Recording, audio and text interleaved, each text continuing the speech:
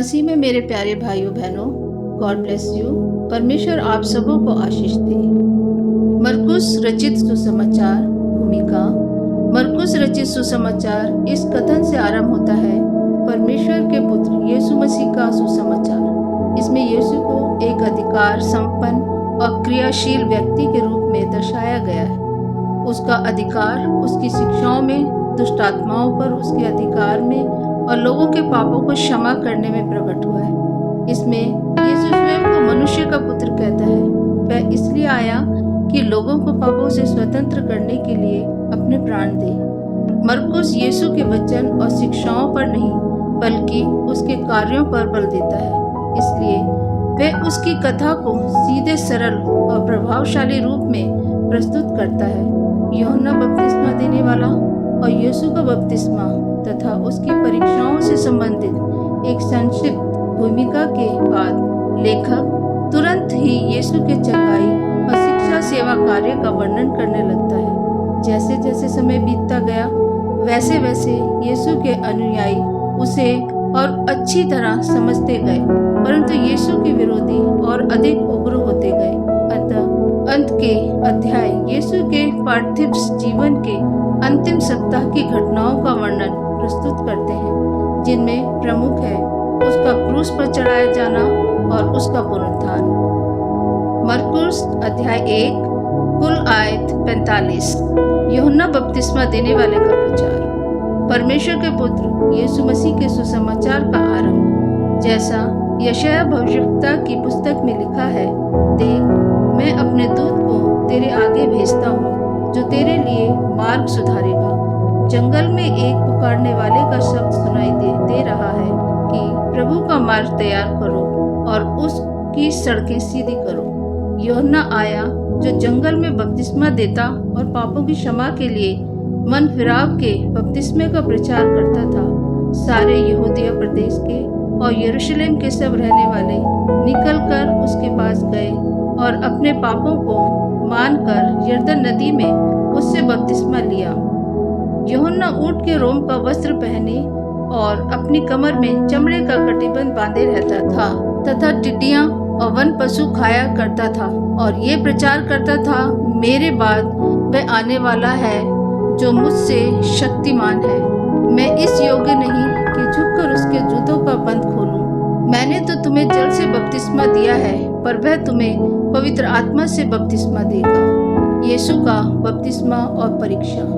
उन दिनों में यीशु ने गलील के नासरत से आकर यरदन में यूहन्ना से बपतिस्मा लिया और जब वह जल से निकलकर ऊपर आया तो तुरंत उसने आकाश को खुले और आत्मा को कबूतर के समान अपने ऊपर उतरते देखा और ये आकाशवाणी हुई, तू मेरा प्रिय पुत्र है, तुझसे मैं प्रसन्न हूँ। तब आत्मा ने तुरंत उसको जंगल की ओर भेजा।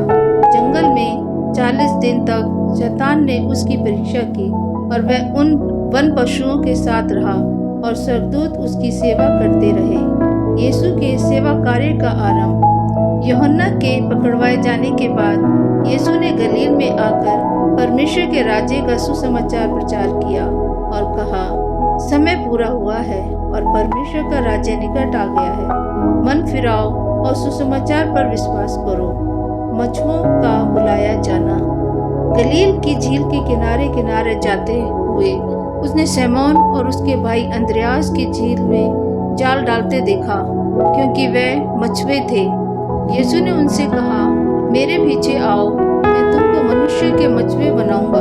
वे तुरंत जालों को छोड़कर उसके पीछे हो लिए। कुछ आगे बढ़कर उसने जब्दी के पुत्र याकूब और उसके भाई यूहन्ना को नाव पर जालों को सुधारते देखा।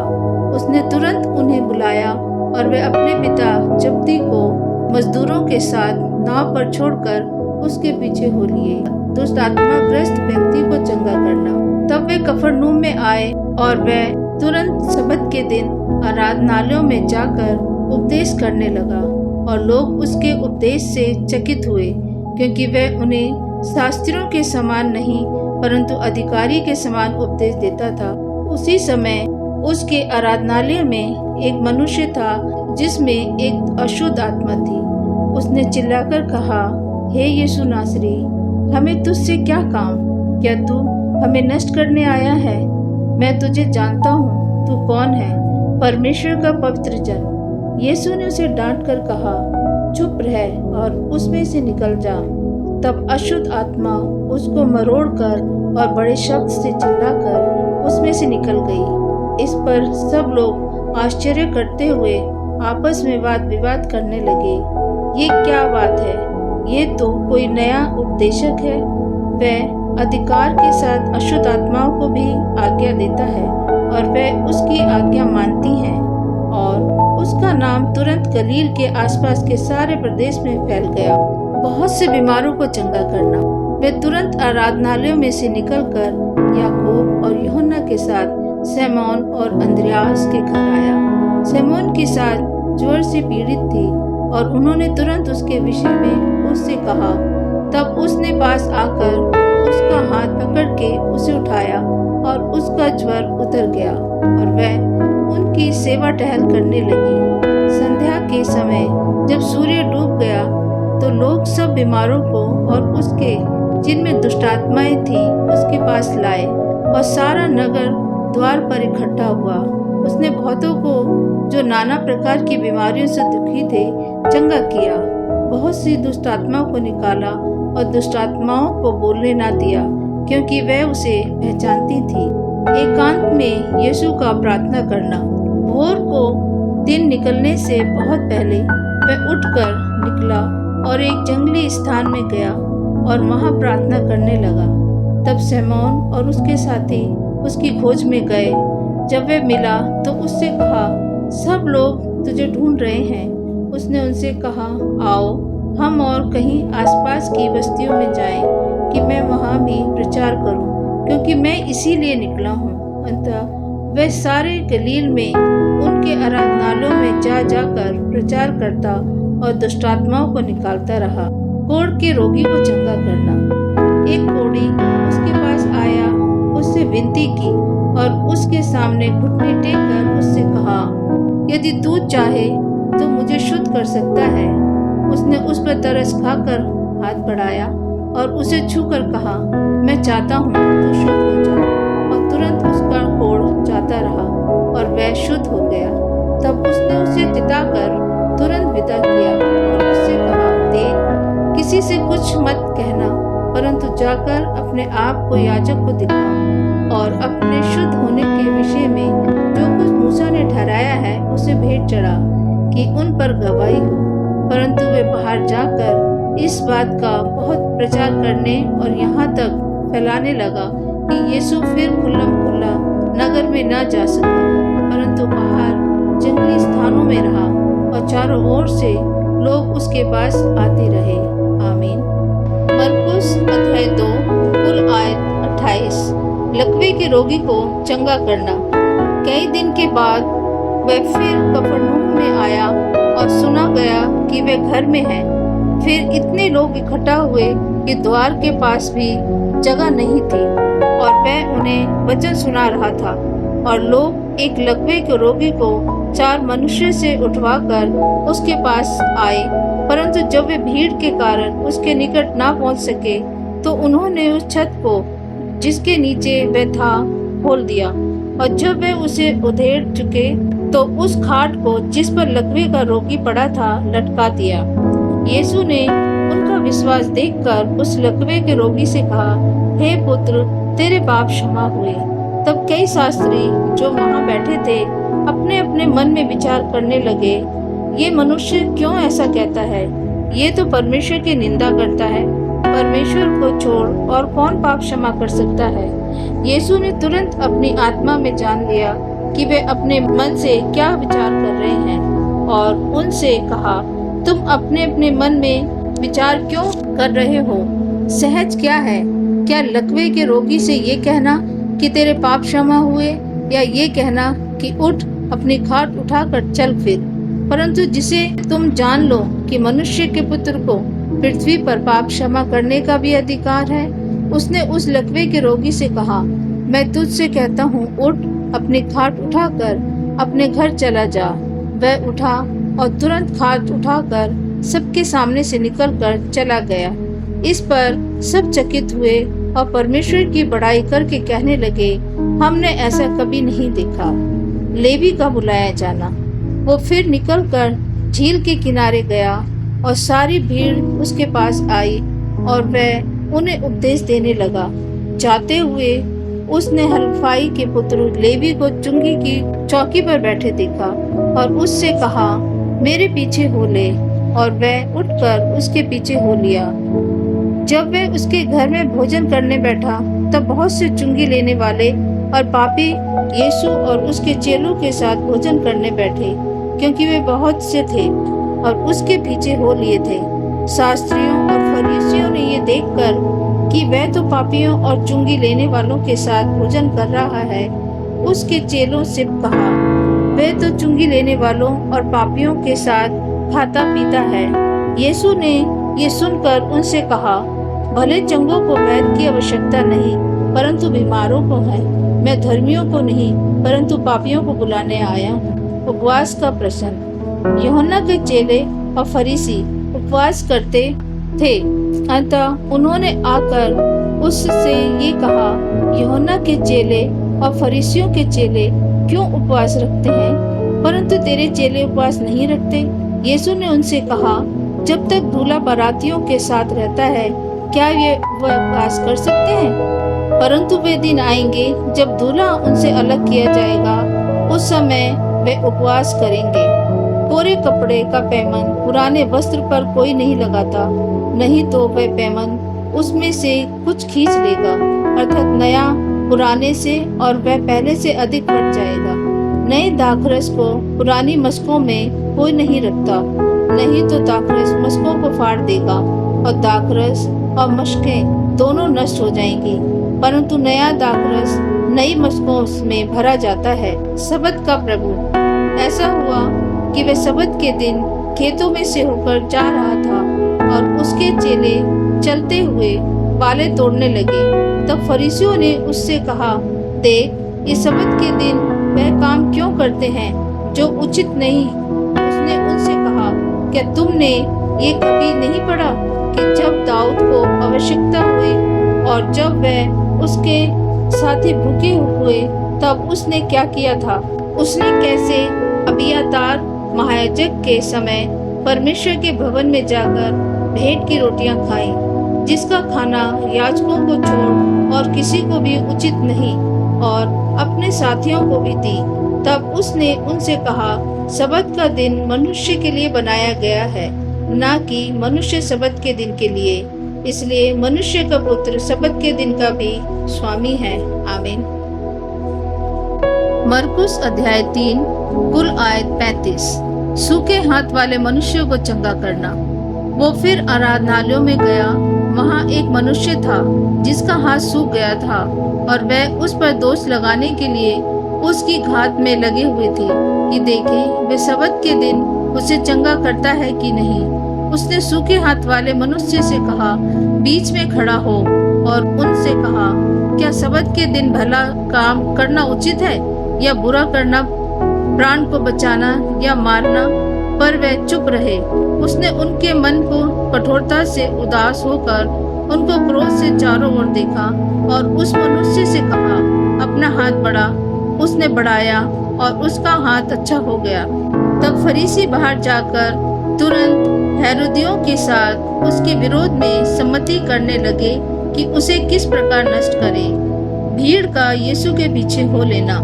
यीशु अपने चेलों के साथ झील की ओर चला गया और गलील से एक बड़ी भीड़ उसके पीछे हो ली, और यहूदिया और यरूशलेम और इदूमिया और यरदन के पार और सूर और सैदा के आसपास से एक बड़ी भीड़ ये सुनकर कि वह कैसे अचंभे के काम करता है उसके पास आई।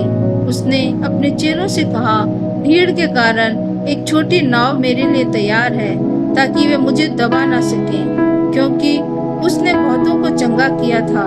इसलिए जितने लोग रोगग्रस्त थे उसे छूने के लिए उस पर गिरे पड़ते थे।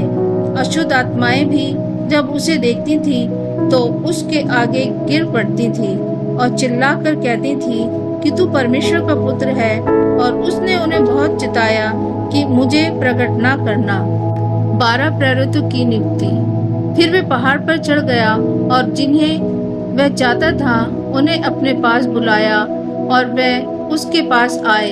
तब उसने 12 पुरुषों को नियुक्त किया कि वह उसके साथ साथ रहें और वह उन्हें भेजे कि वे प्रचार करें और दुष्टात्माओं को निकालने का अधिकार रखें। वे ये हैं सिमोन जिसका नाम उसने पतरस रखा, और जब्दी का पुत्र याकूब, और याकूब का भाई यूहन्ना जिनका नाम उसने बुअनराकिस अर्थात गर्जन के पुत्र रखा, और अंद्रयास और फिलिपुस और बरतुल्मै और मत्ती और थोमा और हल्फाई का पुत्र याकूब और यत्ते और सिमोन कनानी और यहूदा इस्करियोती जिसने उसे पकड़वा भी दिया, यीशु और बाल जबूलून। तब वे घर में आया और ऐसी भीड़ इकट्ठी हो गई कि वे रोटी भी न खा सके। जब उसके कुटुंबियों ने ये सुना तो वे उसे पकड़ने के लिए निकले, क्योंकि वे कहते थे कि उसका चित्त ठिकाने नहीं है। शास्त्री भी जो यरूशलेम से आए थे ये कहते थे उसमें शैतान है और वह दुष्टात्माओं के सरदार की सहायता से दुष्टात्माओं को निकालता है। इसलिए वे उन्हें पास बुलाकर उनसे दृष्टांत में कहने लगा, शैतान कैसे शैतान को निकाल सकता है? यदि किसी राज्य में फूट पड़े तो वह राज्य कैसे स्थिर रह सकता है? और यदि किसी घर में फूट पड़े तो वह घर कैसे स्थिर रह सकेगा? इसलिए यदि शैतान अपना ही विरोधी होकर अपने में फूट डाले तो वह कैसे बना रह सकता है? उसका तो अंत ही हो जाता। परंतु कोई मनुष्य किसी बलवंत के घर में घुसकर उसका माल नहीं लूट सकता जब तक कि वह पहले उस बलवंत को बांध न ले, तब उसके घर को लूट लेगा। मैं तुमसे सच कहता हूँ कि मनुष्य की संतान के सब पाप और निंदा जो वे करते हैं क्षमा की जाएगी, परंतु जो कोई पवित्र आत्मा के विरुद्ध निंदा करे वे कभी भी क्षमा न किया जाएगा, वरन वे अनंत पाप का अपराधी ठहरता है, क्योंकि वे ये कहते थे कि उसमें अशुद्ध आत्मा है। यीशु की माता और भाई। तब उसकी माता और उसके भाई आए और बाहर खड़े होकर उसे बुलवा भेजा। भीड़ उसके आसपास बैठी थी और उन्होंने उससे कहा, देख तेरी माता और तेरे भाई बाहर ढूंढते हैं। उसने उन्हें उत्तर दिया, मेरी माता और मेरे भाई कौन हैं? और उन पर जो उसके आसपास बैठे थे दृष्टि करके कहा, देखो मेरी माता और मेरे भाई ये हैं, क्योंकि जो कोई परमेश्वर की इच्छा पर चले वही मेरा भाई और बहन और माता है। आमीन। मरकुस अध्याय 4 कुल आयत 41। बीज बोने वाले का दृष्टांत। वो फिर झील के किनारे उपदेश देने लगा और ऐसी बड़ी भीड़ उसके पास इकट्ठी हो गई कि वे झील में एक नाव पर चढ़कर बैठ गया और सारी भीड़ भूमि पर झील के किनारे खड़ी रही। और वह उन्हें दृष्टांतों में बहुत सी बातें सिखाने लगा और अपने उपदेश में उनसे कहा, सुनो, एक बोने वाला बीज बोने निकला। बोते समय कुछ मार्ग के किनारे गिरा और पक्षियों ने आकर उसे चुग लिया। कुछ पथरीली भूमि पर गिरा जहाँ उसको बहुत मिट्टी ना मिली और गहरी मिट्टी ना मिलने के कारण जल्द उगाया, और जब सूर्य निकला तो जल गया और वह जड़ न पकड़ने के कारण सूख गया। कुछ झाड़ियों में गिरा और झाड़ियों ने बढ़कर उसे दबा दिया और वह फल न लाया। परंतु कुछ अच्छी भूमि पर गिरा और वह उगा और बढ़कर फलवंत हुआ, और कोई 30 गुना, कोई 60 गुना, कोई 100 गुना फल लाया। तब उसने कहा, जिसके पास सुनने के लिए कान हो वो सुन ले। दृष्टांतों का उद्देश्य। जब वह अकेला रह गया तो उसके साथियों ने उन 12 समेत उससे इन दृष्टांतों के विषय में पूछा। उसने उनसे कहा, तुमको तो परमेश्वर के राज्य के भेद की समझ दी गई है, परंतु बाहर वालों के लिए सब बातें दृष्टांतों में होती हैं, इसलिए कि वे देखते हुए देखें और उन्हें सुनाई ना पड़े, और सुनते हुए सुने भी और ना समझे। ऐसा ना हो कि वे फिरे और क्षमा किए जाएं। बीज बोने वाले का दृष्टांत की व्याख्या। फिर उसने उनसे कहा, क्या तुम ये दृष्टांत नहीं समझते? तो फिर और सब दृष्टांतों को कैसे समझोगे? बोने वाला वचन बोता है जो मार्ग के किनारे हैं, जहाँ वचन बोया जाता है। वे हैं कि जब उन्होंने सुना तो शैतान तुरंत आकर वचन को जो उनमें बोया गया था उठा ले जाता है। वैसे ही जो पथरीली भूमि पर बोए जाते हैं वे ये हैं जो वचन को सुनकर तुरंत आनंद से ग्रहण कर लेते हैं, परंतु अपने भीतर जड़ न रखने के कारण वे थोड़े ही दिनों के लिए रहते हैं। इसके बाद जब वचन के कारण उन पर कलेश या उपद्रव होता है तो वे तुरंत ठोकर खाते हैं। जो झाड़ियों में बोए गए ये वे हैं जिन्होंने वचन सुना और संसार की चिंता और धन का धोखा और अन्य वस्तुओं का लोभ उनमें समाकर वचन को दबा देता है और वो निष्फल रह जाता है। और जो अच्छी भूमि में बोए गए ये वे हैं जो वचन सुनकर ग्रहण करते और फल लाते हैं, कोई 30 गुना, कोई 60 गुना और कोई 100 गुना। दीपक का दृष्टांत। उसने उनसे कहा, क्या दिए को इसलिए लाते हैं कि पैमाने या खाट के नीचे रखा जाए? क्या इसलिए नहीं कि दीवट पर रखा जाए? क्योंकि कोई वस्तु छिपी नहीं, परंतु इसलिए है कि प्रकट हो जाए, और ना कुछ गुप्त है पर इसलिए है कि प्रकट हो जाए। यदि किसी के सुनने के कान हो तो वह सुन ले। फिर उसने उनसे कहा, चौकस रहो कि क्या सुनते हो। जिस नाप से तुम नापो उसी से तुम्हारे लिए भी नापा जाएगा और तुमको अधिक दिया जाएगा। क्योंकि जिसके पास है उसको दिया जाएगा, और जिसके पास नहीं है उससे वह भी जो उसके पास है ले लिया जाएगा।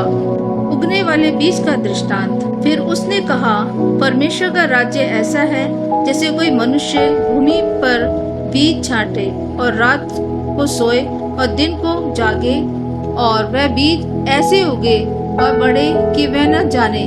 पृथ्वी आप से आप फल लाती है, पहले अंकुर, तब बाल और तब बालों में तैयार दाना। परंतु जब दाना पक जाता है तब वह तुरंत हंसिया लगाता है, क्योंकि कटनी आ पहुंची है। राई के दाने का दृष्टांत। फिर उसने कहा, हम परमेश्वर के राज्य की उपमा किससे दें और किस दृष्टांत से उसका वर्णन करें? वह राई के दाने के समान है। जब भूमि में बोया जाता है तो भूमि के सब बीजों से छोटा होता है, परंतु जब बोया गया था तो उगकर सब सागपात से बड़ा हो जाता है, और उसकी ऐसी बड़ी डालियां निकलती हैं कि आकाश के पक्षी उसकी छाया में बसेरा कर सकते हैं। वह उन्हें इस प्रकार के बहुत से दृष्टांत देकर उनकी समझ के अनुसार वचन सुनाता था, और बिना दृष्टांत कहे वह उनसे कुछ भी नहीं कहता था, परंतु एकांत में वह अपने निज चेलों को सब बातों का अर्थ बताता था। आंधी को शांत कर। उसी दिन जब सांझ हुई तो उसने चेलों से कहा, आओ हम पार चलें। और वह भीड़ को छोड़कर जैसा वह था वैसे ही उसे नाव पर साथ ले चले, और उसके साथ और भी नावें थीं। तब बड़ी आंधी आई और लहरें नाव पर यहाँ तक लगी कि वे पानी से भर जाती थी, पर वह आप पिछले भाग में गहरी नींद पर सो रहा था।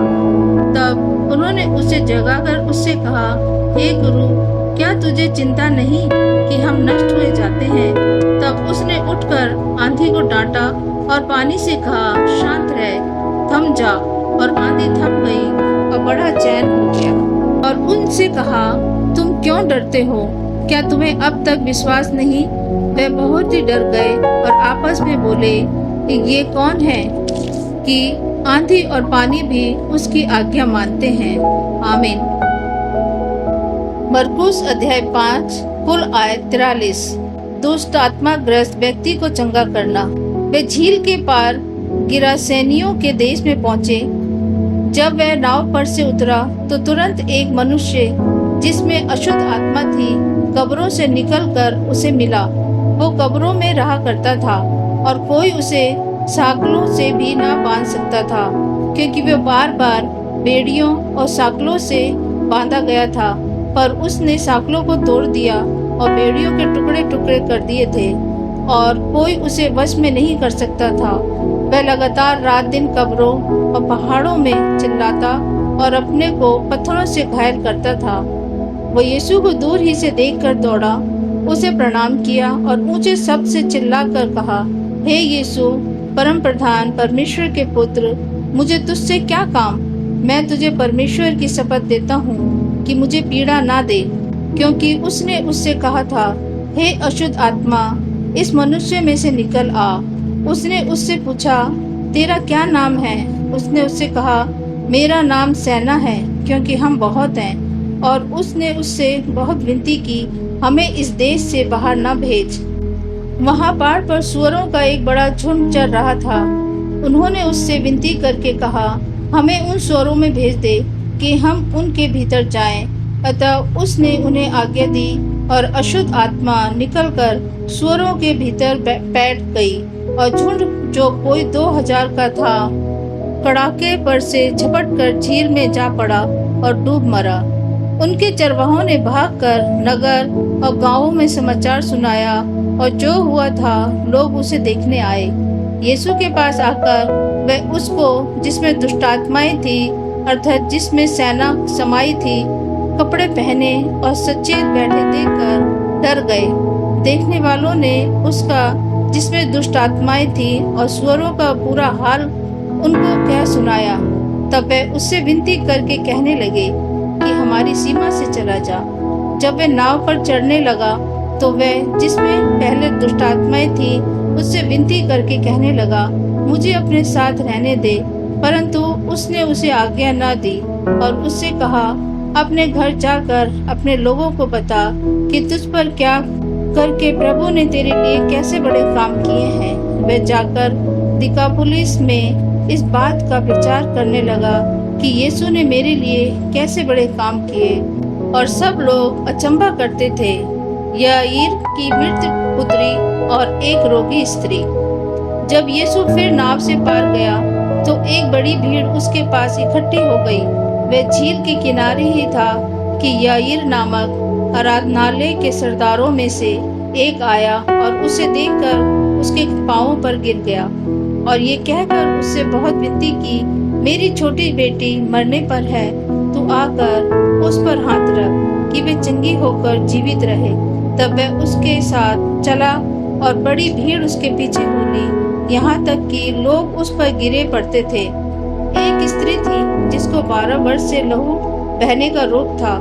उसने बहुत वैद्यों से बड़ा दुख उठाया और अपना सब माल व्यय करने के पर भी उसे कुछ लाभ न हुआ था, परंतु और भी रोगी हो गई थी। वे यीशु की चर्चा सुनकर भीड़ में उसके पीछे आई और उसके वस्त्र को छू लिया, क्योंकि वह कहती थी, यदि मैं उसके वस्त्र ही को छू लूंगी तो चंगी हो जाऊंगी। और तुरंत उसका लहू बहना बंद हो गया और उसने अपनी देह में जान लिया कि मैं उस बीमारी से अच्छी हो गई हूँ। यीशु ने तुरंत अपने में जान लिया कि मुझ में से सामर्थ्य निकली है, और भीड़ में पीछे फिर कर पूछा, मेरा वस्त्र किसने छुआ? उसके चेले ने उससे कहा, तू देखता है कि भीड़ तुझ पर गिरी पड़ती है और तू कहता है कि किसने मुझे छुआ? तब उसने उससे देखने के लिए जिसने ये काम किया था चारों ओर दृष्टि की। तब वह स्त्री ये जानकर कि मेरी कैसी भलाई हुई है, डरती और कांपती हुई आई और उसके पांवों पर गिरकर उससे सब हाल सच सच कह दिया। उसने उससे कहा, पुत्री, तेरे विश्वास ने तुझे चंगा किया है, कुशल से जा और अपनी इस बीमारी से बची रह। वह ये कह ही रहा था कि आराधनालय के सरदार के घर से लोगों ने आकर कहा, तेरी बेटी तो मर गई, अब गुरु को क्यों दुख देता है? जो बात वे कह रहे थे उसको यीशु ने अनसुनी करके आराधनालय के सरदार से कहा, मत डर, केवल विश्वास रख। और उसने पतरस और याकूब के भाई यूहन्ना को छोड़ अन्य किसी को अपने साथ आने न दिया। आराधनालय के सरदार के घर में पहुंचकर उसने लोगों को बहुत रोते और चिल्लाते देखा। तब उसने भीतर जाकर उनसे कहा, तुम क्यों हल्ला मचाते और रोते हो? लड़की मरी नहीं परंतु सो रही है। वे उसकी हंसी करने लगे, परंतु उसने सबको निकालकर लड़की के माता पिता और अपने साथियों के साथ भीतर जहाँ लड़की पड़ी थी गया और लड़की का हाथ पकड़कर उससे कहा, तलीता कूमी, जिसका अर्थ है, हे लड़की, मैं तुझसे कहता हूँ उठ। और लड़की तुरंत उठकर चलने फिरने लगी, क्योंकि वे 12 वर्ष की थी। इस पर लोग बहुत चकित हो गए। फिर उसने उन्हें चिताकर आज्ञा दी कि ये बात कोई जानने ना पाए, और कहा, इसे कुछ खाने को दो। आमीन।